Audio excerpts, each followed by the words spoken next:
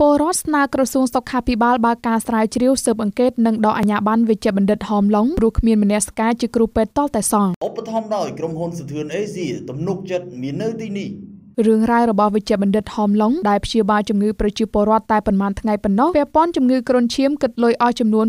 $5,200អាមេរិកធ្វើឲ្យមហាជនរិះគន់យ៉ាងខ្លាំងក្លាបើទោះបីជាពេលនេះក្រសួងសុខាភិបាលបានចេញលិខិតព្រមានក៏ដោយក្រសួងសុខាភិបាលបានចេញលិខិតព្រមានមួយដោយអះអាងថានឹងបិទបន្ទប់ពីគ្រូព្យាបាលជំងឺរបស់វេជ្ជបណ្ឌិតហមឡុងព្រមទាំងត្រូវទទួលខុសត្រូវចំពោះមុខច្បាប់ផងដែរប្រសិនបើនៅតែបន្តមិនស្ដាប់តាមការណែនាំលិខិតព្រមាននេះធ្វើឡើងក្រោយវេជ្ជបណ្ឌិតហមឡុងព្យាបាលជំងឺរបស់ប្រជាពលរដ្ឋតែប៉ុន្មានថ្ងៃប៉ុណ្ណោះគិតលុយអស់ចំនួន$5,200ប៉ុន្តែក្រោយមានប្រតិកម្មជាបន្តបន្ទាប់ថ្លៃព្យាបាលនៅសល់តែ$2,000ប៉ុណ្ណោះក្រសួងសុខាភិបាលបញ្ជាក់ថាលោកវេជ្ជបណ្ឌិតហមឡុងត្រូវតែគោរពឲ្យបានខ្ជាប់ខ្ជួននៅលិខិតបទដ្ឋានគតិយន្តរបស់ក្រសួងសុខាភិបាលដោយស្មារតីទទួលខុសត្រូវខ្ពស់និងមិនត្រូវឲ្យមានករណីនេះកើតឡើងទៀតឡើយពាក់ព័ន្ធបញ្ហានេះប្រជាពលរដ្ឋម្នាក់សូមមិនបញ្ចេញឈ្មោះនៅល្ងាចថ្ងៃទី18ខែមិថុនាថាកុំប្រមានបើការស្រាវជ្រាវស៊ើបអង្កេតហើយដកអាជ្ញាប័ណ្ណតែម្ដងទៅព្រោះទម្រាំហ៊ានកោអ្នកជំងឺដល់ទៅ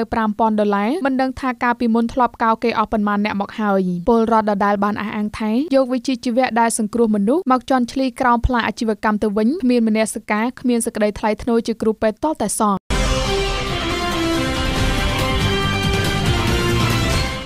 ឧបត្ថម្ភដោយក្រុមហ៊ុនសធឿនអេស៊ីទំនុកចិត្តមាននៅទីនេះ